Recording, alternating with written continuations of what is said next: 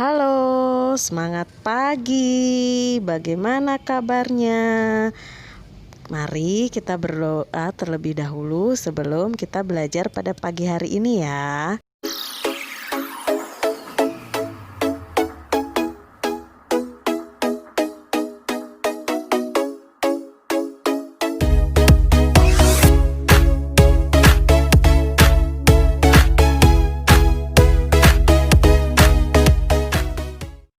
Selamat pagi anak-anak ibu, apa kabar kalian semuanya? Semoga kalian senantiasa dalam keadaan yang baik-baik saja. Selamat bertemu kembali dengan Ibu Remina Tarigan, guru bidang studi sosiologi. Sebelum kalian melakukan aktivitas kalian, jangan lupa berdoa terlebih dahulu agar setiap aktivitas yang kalian lakukan hari ini diberkati oleh Yang Maha Kuasa. Nah, minggu lalu kita telah belajar tentang bentuk-bentuk perubahan sosial. Jadi, untuk pertemuan hari ini, materi yang akan kita pelajari adalah tentang faktor penyebab perubahan sosial. Sebelumnya, jangan lupa kalian persiapkan pulpen dan buku catatan kalian agar setelah Ibu menjelaskan, kalian bisa memindahkannya ke buku catatan kalian masing-masing. Baiklah anak-anak Ibu, kita langsung masuk ke materi kita yakni faktor penyebab perubahan sosial. Nah, ada dua faktor penyebab terjadinya perubahan sosial. Yang pertama adalah faktor internal, yang kedua adalah faktor eksternal.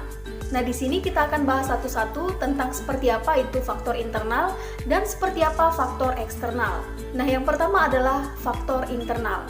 Yang dikatakan faktor internal adalah faktor yang berasal dari dalam masyarakat itu sendiri.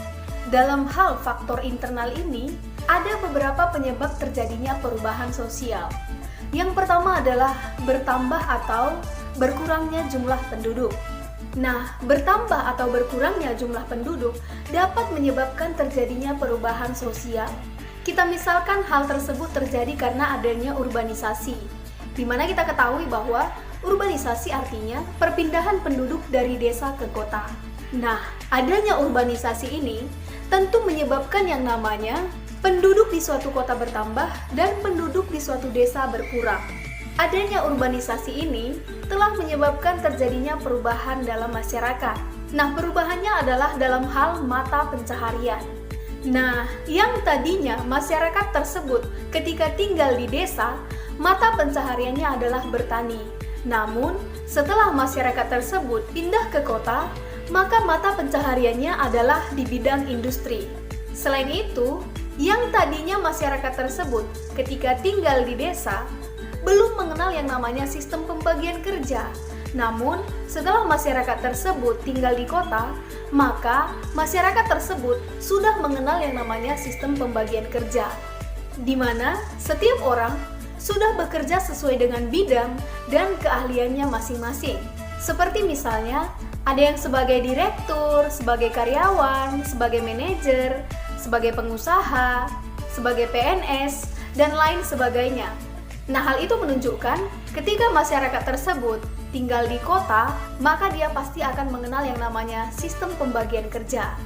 Nah, dalam contoh kasus tersebut, kita bisa melihat bahwasanya bertambah atau berkurangnya jumlah penduduk di suatu tempat dapat menyebabkan terjadinya perubahan sosial.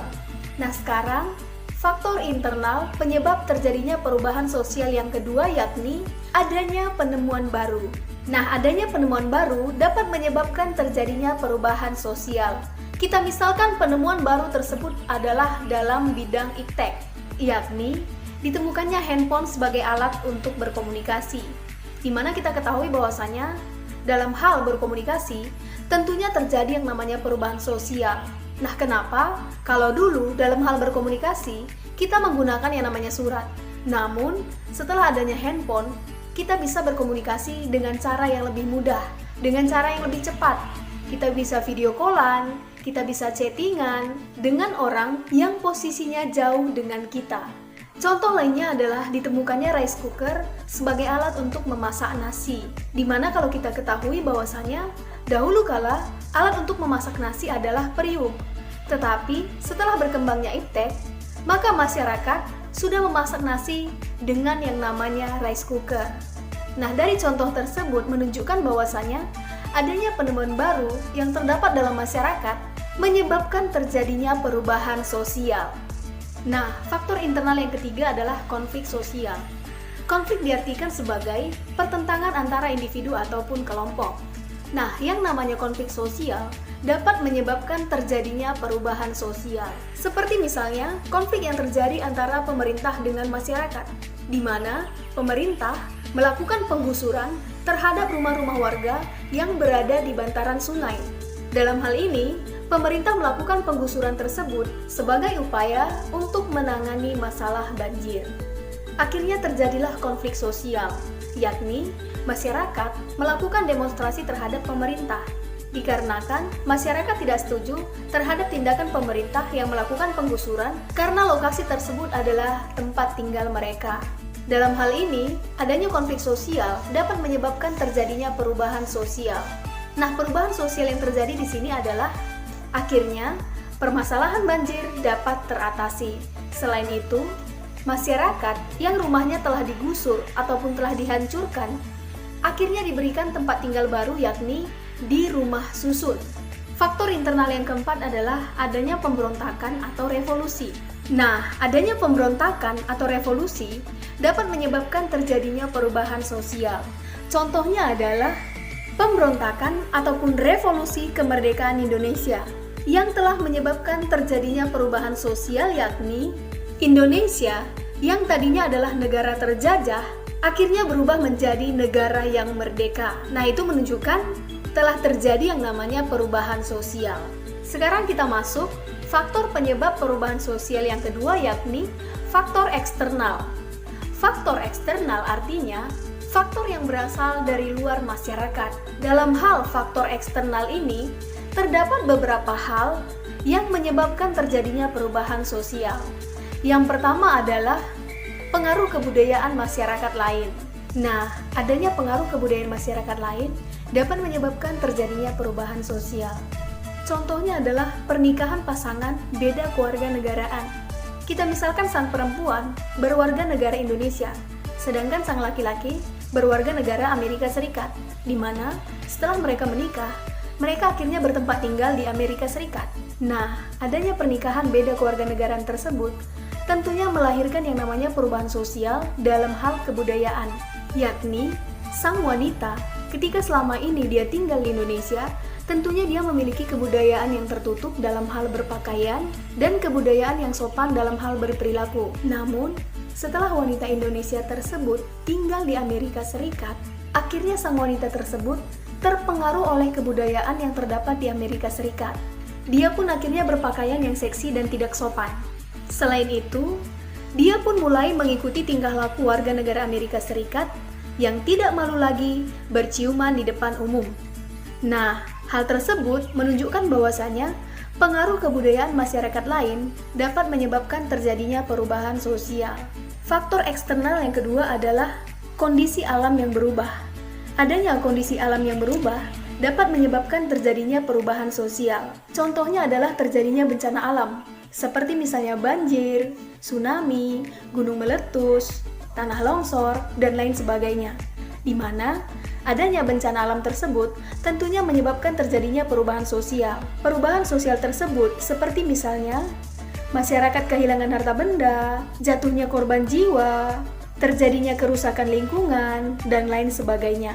Nah, hal tersebut menunjukkan bahwasanya kondisi alam yang berubah dapat menyebabkan terjadinya perubahan sosial. Faktor eksternal yang ketiga adalah peperangan. Adanya peperangan dapat menyebabkan terjadinya perubahan sosial.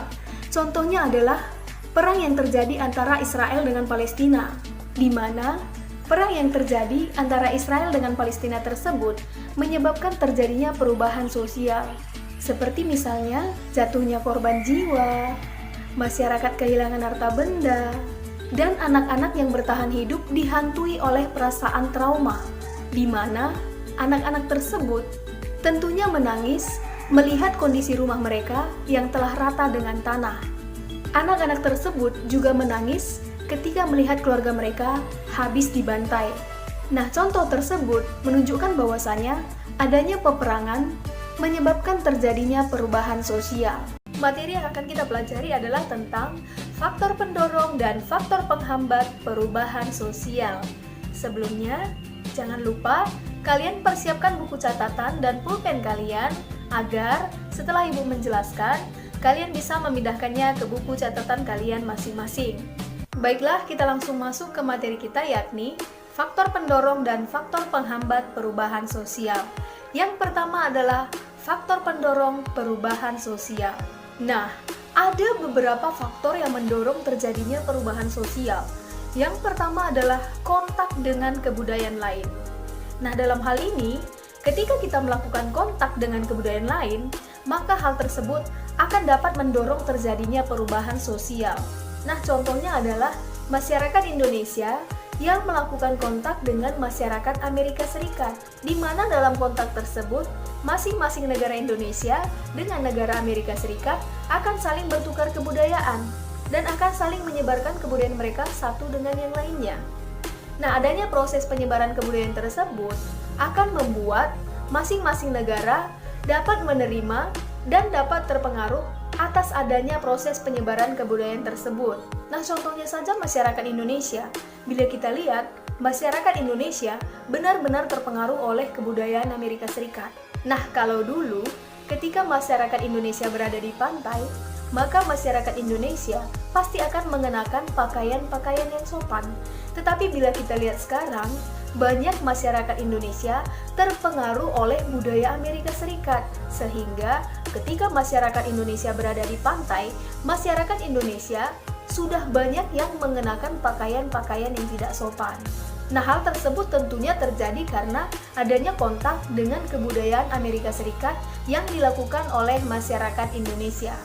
Nah, adanya contoh kasus tersebut menunjukkan bahwa adanya kontak dengan kebudayaan lain dapat mendorong terjadinya perubahan sosial. Nah, sekarang faktor pendorong perubahan sosial yang kedua adalah adanya sistem pendidikan formal yang maju. Nah, kita tahu bahwa pendidikan memegang peranan yang sangat penting bagi masyarakat untuk dapat melakukan suatu perubahan. Hal tersebut dikarenakan melalui pendidikan, masyarakat akan diajarkan tentang pengetahuan, sikap, ataupun keterampilan. Dan dengan adanya pengetahuan, sikap, keterampilan tersebut tentunya akan mengubah pola pikir masyarakat ataupun membuka pikiran-pikiran masyarakat dalam menciptakan suatu penemuan baru. Nah, pendidikan formal yang dimaksud di sini adalah sekolah ataupun universitas. Sedangkan pendidikan formal dapat dikatakan maju apabila pendidikan tersebut menghasilkan siswa-siswa ataupun mahasiswa-mahasiswa yang berkualitas. Selain itu, pendidikan formal tersebut juga menyediakan tenaga-tenaga pengajar yang berkualitas. Dan pendidikan formal tersebut juga menyediakan fasilitas-fasilitas yang lengkap yang dibutuhkan oleh para siswa ataupun para mahasiswa. Semakin majunya pendidikan yang dimiliki oleh masyarakat, maka akan semakin mempercepat terjadinya perubahan sosial. Nah, contohnya adalah sekolah-sekolah internasional yang terdapat di lingkungan masyarakat sekitar kita, di mana kita ketahui bahwa yang namanya sekolah internasional tentunya menghasilkan siswa-siswa yang berkualitas. Siswa-siswa yang sekolah di sekolah internasional akan diajarkan serta diwajibkan untuk berkomunikasi dengan menggunakan bahasa Inggris, sehingga hal tersebut membuat para siswa lebih terampil dan lebih mahir dalam berkomunikasi dengan menggunakan bahasa Inggris. Selain itu, yang namanya sekolah internasional tentunya memfasilitasi siswa-siswanya untuk belajar dengan menggunakan teknologi-teknologi yang canggih. Dengan adanya fasilitas-fasilitas tersebut, tentunya membuat para siswa akan paham tentang teknologi. Nah, dalam hal ini, adanya keterampilan yang dimiliki oleh siswa dalam berkomunikasi dengan menggunakan bahasa Inggris dan juga keterampilan dalam menggunakan teknologi-teknologi yang ada membuat siswa tersebut suatu saat akan dapat melakukan yang namanya perubahan-perubahan sosial yang berguna bagi kehidupannya, terutama dalam hal mencari pekerjaan. Sekarang faktor pendorong perubahan sosial yang ketiga. Nah, faktor pendorong perubahan sosial yang ketiga adalah adanya sikap menghargai hasil karya orang lain. Nah, dalam hal ini, ketika hasil karya seseorang dihargai, maka tentunya akan membuat masyarakat lain semakin termotivasi dan semakin terdorong untuk menciptakan hasil karya yang lainnya. Nah, contohnya adalah hasil karya siswa SMK Negeri 1 Trucuk, Klaten, Jawa Tengah dalam membuat mobil SMK, di mana ketika hasil karya mereka dalam membuat mobil SMK dihargai oleh masyarakat, maka akan membuat siswa-siswa SMK lainnya akan terdorong ataupun termotivasi untuk menciptakan mobil-mobil SMK yang lainnya. Nah, hal tersebut menunjukkan bahwa adanya sikap menghargai hasil karya orang lain dapat mendorong terjadinya perubahan sosial. Sekarang faktor pendorong perubahan sosial yang keempat adalah toleransi. Toleransi diartikan sebagai sikap saling menghargai ataupun saling menghormati antara individu ataupun kelompok terhadap adanya suatu perbedaan. Nah, contohnya adalah ketika umat Muslim sedang berpuasa, maka umat Kristiani akan menghargai dan menghormatinya, yakni dengan cara tidak memakan makanan di depan umat Muslim yang sedang berpuasa tersebut. Nah, adanya sikap toleransi tersebut tentunya akan mendorong terjadinya perubahan sosial. Seperti misalnya, toleransi tersebut dapat menciptakan kerukunan antar umat beragama dan dapat menghindari terjadinya konflik antar umat beragama. Nah, sekarang faktor pendorong perubahan sosial yang kelima adalah adanya sistem stratifikasi sosial terbuka.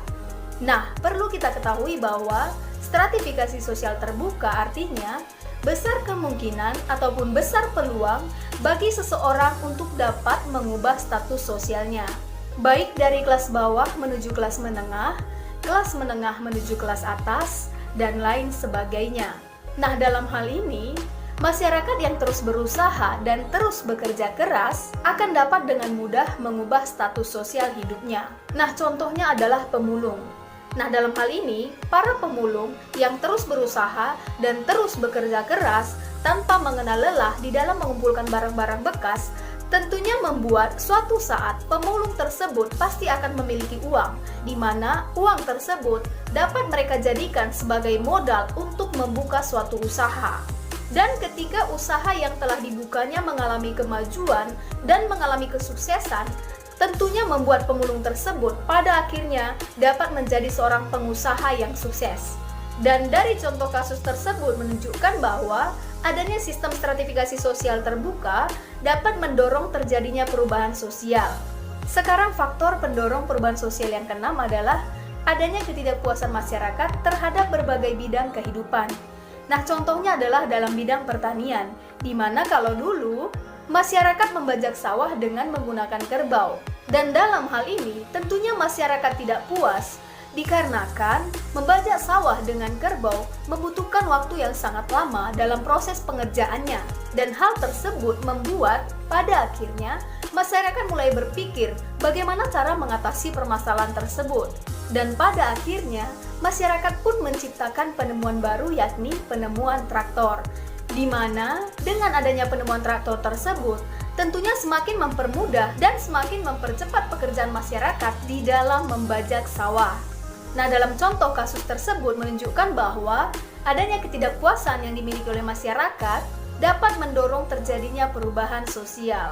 Sekarang faktor pendorong perubahan sosial yang ketujuh adalah masyarakat yang heterogen.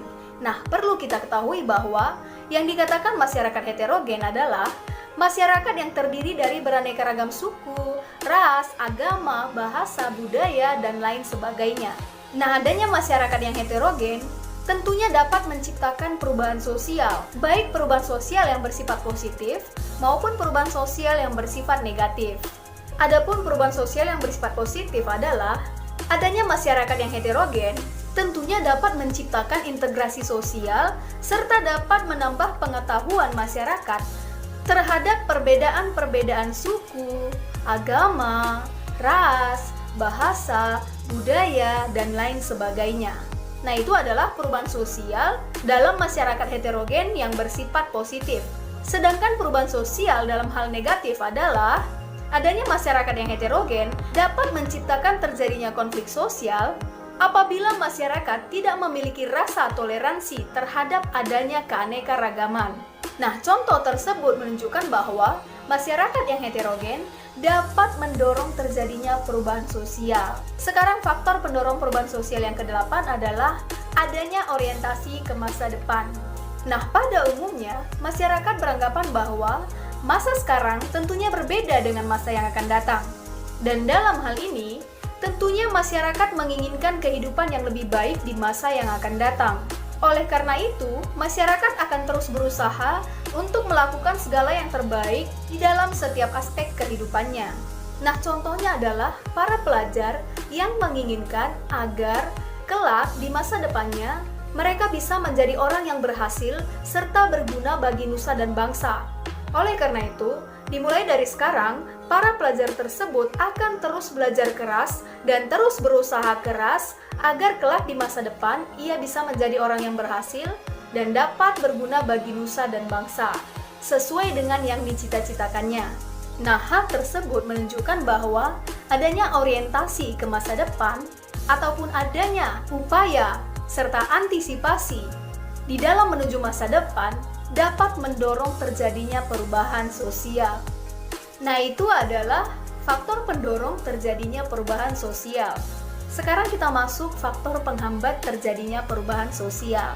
Nah, faktor penghambat terjadinya perubahan sosial yang pertama adalah kurang berhubungan dengan masyarakat lain. Nah, dalam hal ini, ketika masyarakat kurang berhubungan dengan masyarakat lain, maka hal tersebut dapat menghambat terjadinya perubahan sosial. Nah, dalam hal ini, masyarakat yang kurang berhubungan dengan masyarakat lain biasanya adalah masyarakat-masyarakat yang tinggal di daerah terpencil ataupun daerah-daerah pedalaman, di mana masyarakat-masyarakat tersebut tentunya akan sulit mengetahui perkembangan-perkembangan yang terjadi di dalam kehidupan masyarakat luar. Dan hal tersebut membuat masyarakat-masyarakat yang tinggal di daerah terpencil ataupun daerah-daerah pedalaman mengalami ketertinggalan di dalam berbagai bidang, baik di dalam bidang pendidikan, ekonomi, sosial, politik, dan lain sebagainya. Nah, contohnya adalah masyarakat suku Polahi yang tinggal di daerah Gorontalo, di mana masyarakat suku Polahi tersebut tentunya kurang berhubungan dengan masyarakat lain yang terdapat di Gorontalo tersebut. Kita tahu bahwasanya suku Polahi termasuk suku-suku yang tinggal di daerah pedalaman ataupun daerah terpencil yang terdapat di Gorontalo. Nah, hal tersebut tentunya membuat mereka kurang berhubungan dengan masyarakat lain, sehingga pada akhirnya masyarakat suku Polahi mengalami ketertinggalan di dalam berbagai bidang. Nah, contohnya misalnya, masyarakat suku Polahi belum mengenal pendidikan, belum mengenal teknologi, belum mengenal agama. Bahkan masyarakat suku Polahi juga melakukan yang namanya pernikahan sedara. Nah, hal tersebut tentunya akan menghambat terjadinya perubahan sosial. Kehidupan masyarakat suku Polahi akan seperti itu saja apabila mereka tidak melakukan hubungan sosial dengan masyarakat lain yang tinggal di Gorontalo tersebut. Nah, sekarang faktor penghambat perubahan sosial yang kedua adalah adanya pendidikan yang tertinggal. Nah, adanya pendidikan yang tertinggal tentunya dapat menghambat terjadinya perubahan sosial. Nah, pendidikan yang tertinggal ini biasanya terdapat pada masyarakat-masyarakat yang tinggal di daerah pedalaman ataupun daerah-daerah terpencil. Nah, pendidikan mereka tertinggal dikarenakan berbagai hal, seperti misalnya, yang pertama adalah mereka kurang mendapat perhatian dari pemerintah, yang kedua adalah mereka kekurangan guru. Hal tersebut tentunya dikarenakan banyak para guru yang tidak ingin mereka mengajar di daerah-daerah terpencil. Nah, yang ketiga adalah mereka tidak memiliki fasilitas-fasilitas yang mendukung di dalam pelaksanaan proses belajar mengajar. Nah, dari contoh kasus tersebut, bagaimana mungkin mereka dapat melakukan perubahan sosial apabila pendidikan mereka masih sangat tertinggal? Nah, sekarang faktor penghambat perubahan sosial yang ketiga adalah adat ataupun kebiasaan. Nah, adanya adat ataupun kebiasaan dapat menghambat terjadinya perubahan sosial. Nah, contohnya adalah adanya kebiasaan masyarakat desa dalam memotong padi dengan menggunakan celurit. Nah, adanya kebiasaan masyarakat desa tersebut memotong padi menggunakan celurit tentunya akan sulit diubah meskipun sudah ada penemuan-penemuan baru, yakni penemuan mesin pemotong padi. Hal tersebut tentunya dapat terjadi dikarenakan masyarakat menganggap bahwa adanya mesin pemotong padi tersebut justru akan membuat mereka kehilangan pekerjaan. Makanya masyarakat tetap menggunakan celurit untuk memotong padi, walaupun proses pengerjaannya tentunya membutuhkan waktu yang lama. Nah, adanya kebiasaan tersebut tentunya akan dapat menghambat terjadinya perubahan sosial. Sekarang faktor penghambat perubahan sosial yang keempat adalah hambatan ideologis. Nah, hambatan ideologis di sini berkaitan dengan pandangan hidup ataupun keyakinan yang dimiliki oleh masyarakat. Nah, adanya hambatan ideologis tersebut tentunya akan dapat menghambat terjadinya perubahan sosial. Nah, contohnya adalah masyarakat di suatu tempat percaya bahwa sebelum mereka melakukan pembangunan jembatan, mereka akan melakukan ritual-ritual terlebih dahulu. Mereka percaya bahwa ketika mereka melakukan ritual, mereka akan selamat dari bahaya kecelakaan. Jadi, ketika ada pemerintah yang berniat untuk melakukan pembangunan jembatan, namun pemerintah tersebut tidak melakukan ritual-ritual terlebih dahulu, maka dalam hal ini, masyarakat akan menolak adanya pembangunan jembatan tersebut. Karena mereka takut bahwa ketika mereka tidak melakukan ritual, mereka justru akan mengalami yang namanya kecelakaan. Dan hal tersebut tentunya akan menghambat terjadinya perubahan sosial. Sekarang faktor penghambat perubahan sosial yang kelima adalah masyarakat yang homogen. Nah, yang dikatakan masyarakat homogen di sini adalah masyarakat yang memiliki kesamaan suku, kesamaan ras, kesamaan budaya, dan lain sebagainya.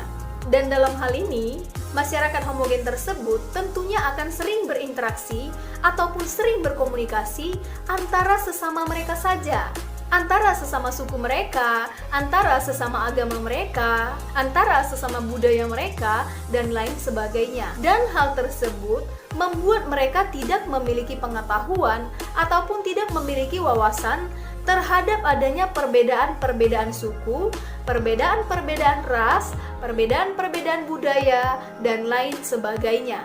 Selain itu, masyarakat homogen tersebut pada akhirnya akan menganggap bahwa suku mereka lah yang paling baik, agama mereka lah yang paling benar, budaya mereka adalah yang terbaik, sehingga mereka sulit menerima adanya perbedaan-perbedaan yang terdapat di dalam masyarakat. Dan hal tersebut tentunya akan menghambat terjadinya perubahan sosial di dalam masyarakat. Nah, faktor penghambat perubahan sosial yang keenam adalah adanya sikap masyarakat yang tertutup terhadap perubahan. Nah, dalam hal ini, masyarakat sifatnya tertutup terhadap perubahan dikarenakan takut bahwa adanya perubahan tersebut akan membuat mereka mengalami kegoyahan dalam unsur-unsur kebudayaan. Ataupun dengan kata lain, mereka takut adanya perubahan tersebut justru akan membuat mereka kehilangan kebudayaan ataupun kebudayaan mereka menjadi pudar. Nah, contohnya adalah masyarakat suku Surma di Afrika, di mana dalam hal ini masyarakat suku Surma di Afrika bersikap tertutup terhadap perubahan. Nah, mereka bersikap tertutup dikarenakan mereka ingin tetap mempertahankan dan tetap melestarikan tradisi ataupun kebiasaan yang telah diturunkan oleh nenek moyang mereka. Mereka akan tetap melestarikan tradisi mereka meskipun tradisi mereka tersebut sebenarnya sangat menyakitkan untuk dilakukan. Nah, adanya sikap tertutup tersebut tentunya akan dapat menghambat terjadinya perubahan sosial. Nah, demikian pemaparan materi pada hari ini. Supaya lebih jelas, kalian bisa tonton video ini berulang-ulang ya. Dan jangan lupa untuk selalu klik tombol like, subscribe, dan bunyikan tanda loncengnya. Terima kasih, sampai jumpa.